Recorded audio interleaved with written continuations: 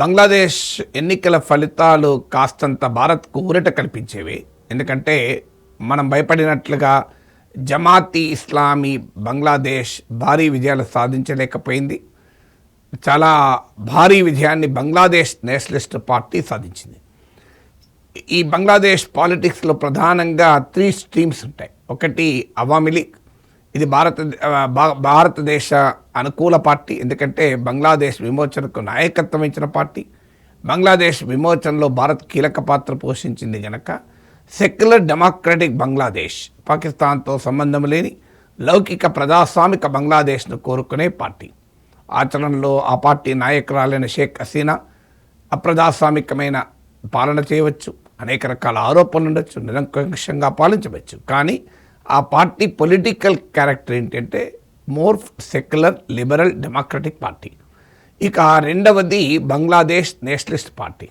ఖాలిదా జియా నాయకత్వంలో ఈ party Islamist overtones ఉన్న పార్టీ, ఇస్లామిస్ట్ భావజాలం ఉన్న పార్టీ. కానీ బంగ్లాదేశ్ నేషనలిజాన్ని సమర్థించే పార్టీ. కానీ అవామీ లీగ్తో ప్రధానంగా పోటీ పడుతుండడం వల్ల కాస్త ప్రో పాకిస్తాన్ టిల్ట్ ఉండి భారత వ్యతిరేక స్వభావం కలిగిన పార్టీ. అవామీ లీగ్పై పోరాడటానికి జమాత్ ఇస్లామీ బంగ్లాదేశ్తో పొత్తులు కూడా పెట్టుకున్న పార్టీ. ఇక మూడవది జమాత్ ఇస్లామీ బంగ్లాదేశ్. ఇది క్లియర్గా ఇస్లామిస్ట్ పార్టీ. బంగ్లాదేశ్ స్వాతంత్రాన్ని వ్యతిరేకించడమే కాకుండా పాకిస్తాన్ బంగ్లాదేశ్ స్వాతంత్ర సమర పోరాటం పైన ఊచకోత కోసం సమయంలో తమ దేశ ప్రజల్ని, తమ ప్రాంత ప్రజల ఊచకోత కూడా సపోర్ట్ చేసినటువంటి పార్టీ. ఇప్పటికీ కూడా బంగ్లాదేశ్ను ఒక ఇస్లామిక్ రిపబ్లిక్ ఆఫ్ పాకిస్తాన్లో భాగం కావాలని కోరుకునే పార్టీ. ఆ రకంగా పాకిస్తాన్కు నమ్మిన బంటూ పాకిస్తాన్ ఆడినట్లు ఆడే పార్టీ ఇది. ఈ 3 రకాల ఫోర్సెస్లో ఇండియాకు చాయిస్ ఆటోమేటిక్గా దశాబ్దాలుగా అవామీ లీగ్ ఉంది. కానీ షేక్ హసీనా పతనం తర్వాత అవామీ లీగ్ రిజిస్ట్రేషన్ రద్దు చేయడం, ఎన్నికల్లో అవామీ లీగ్ పోటీ చేసే అవకాశమే లేకపోవడం వల్ల పోటీ కాస్త గతంలో మిత్రపక్షాలుగా ఉన్న Bangladesh Nationalist party and Jamaat మధ్య జరిగాయి. చాలామంది ఊహించారు జమాత్కు నువ్వానేనా అనే రీతిలో పోటీ పడుతుందని. కానీ రిజల్ట్స్ ఎందుకు భిన్నంగా పూర్తి స్థాయిలో బంగ్లాదేశ్ నేషనలిస్ట్ పార్టీ విజయం సాధించింది.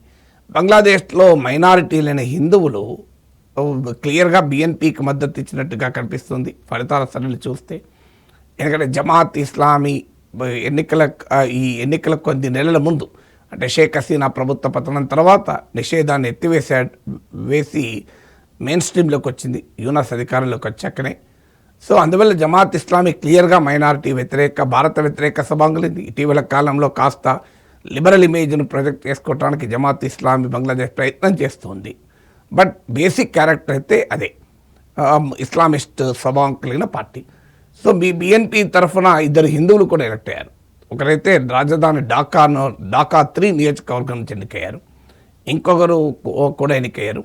2 బుద్ధిస్టులు కూడా చిట్టగాంగ్ ప్రాంతం నుంచి బిఎన్పీ టికెట్పై గెలిచారు. బంగ్లాదేశ్లో 7.95% మీకు హిందూస్ ఉంటారు.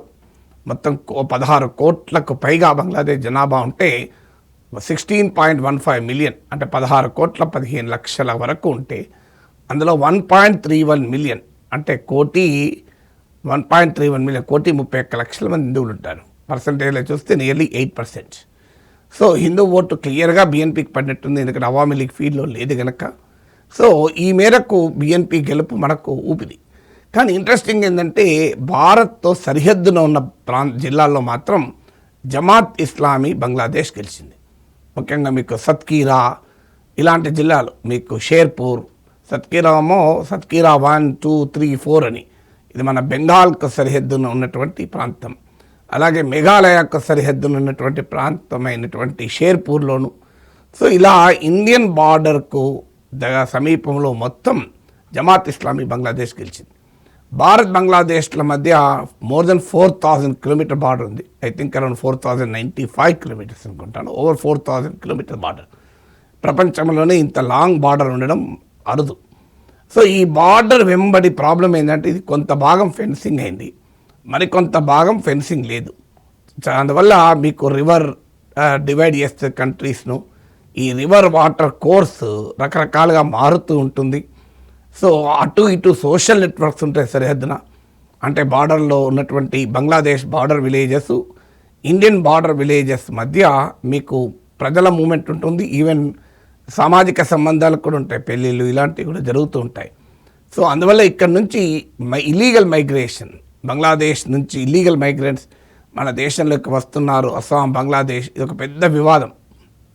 దాంతోపాటు స్మగ్లింగ్ చాలా యథేచ్ఛగా జరుగుతుంది అని. దీంతోపాటు పాకిస్తాన్లో తీవ్రవాద సంస్థలు, బంగ్లాదేశ్లోని ఇస్లామిస్ట్ శక్తులు ఇక్కడ నుంచి ఇన్ఫిల్ట్రేట్ భారతదేశంలోకి తీవ్రవాద శక్తుల్ని చొరబాటు కూడా ఇండియా బంగ్లాదేశ్ బార్డర్ను ఉపయోగించుకుంటారని. అంటే ఈ ఇండియా బంగ్లాదేశ్ బార్డర్ వెంబడిన జిల్లాల్లో ప్రధానంగా గ్రామీణ ప్రాంతం. సో పట్టణ ప్రాంతాల్లో, నగరాల్లో క్లియర్గా బిఎన్పికి ఎదురేలేదు, ఇక జమాత్ పెద్ద ప్రభావాన్ని చూపలేదు. కానీ ఈ గ్రామీణ జిల్లాల్లో, అది మరీ ముఖ్యంగా సరిహద్దు పక్కన ఉన్న జిల్లాల్లో మీకు జమాత్ బాగా ప్రభావాన్ని చూపింది. ఇప్పుడు తారిక్ రెహమాన్ బంగ్లాదేశ్ నేషనలిస్ట్ పార్టీ తరఫున ప్రైమ్ మినిస్టర్ కాబోతున్నాడు. నేను చైనా, పాకిస్తాన్, ఇండియాలకు సమదూరం ఉంటానని చెప్పాడు. నా ఢిల్లీ నా పిండి అన్నాడు. రావల్పిండి కాదు, ఢిల్లీ కాదు, నేను బంగ్లాదేశ్ ఫస్ట్ ఎజెండాని. ఢిల్లీ మతం అనేది వ్యక్తిగతమైంది, రాజ్యం అందరిది అంటూ ఒక సెక్యులర్ లైన్ తీసుకున్నాడు గత చరిత్ర ఏమున్నప్పటికీ కూడా. కానీ ఏమవుతుంది అంటే బార్డర్లో ఉన్న జిల్లాల్లో జమాత్ లాంటి ప్రమాదకరమైన ఇస్లామిస్ట్ యాంటీ ఇండియా శక్తులు ఉండడం వల్ల ఈ భారతదేశ భద్రతకి ఇది సవాల్గా మారుతుంది. ఢాకాలో ఉన్న ప్రభుత్వమేమో ఇండియాతో బెటర్ రిలేషన్స్కు ట్రై చేయవచ్చు, భారత్ కూడా ట్రై చేస్తుంది. కానీ స్థానికంగా ఉండేటువంటి పరిస్థితులు బార్డర్ సిచ్యువేషన్ పైన గణనీయమైన ప్రభావాన్ని చూపుతాయి. అందువల్ల భారత సరిహద్దున బంగ్లాదేశ్లో మీకు జమాత్ లాంటి మత ఉన్మాద శక్తులు, భారత వ్యతిరేక శక్తుల ప్రాబల్యము స్పష్టంగా ఎన్నికల్లో కనిపించడం మాత్రం ఆందోళన కలిగిస్తుంది.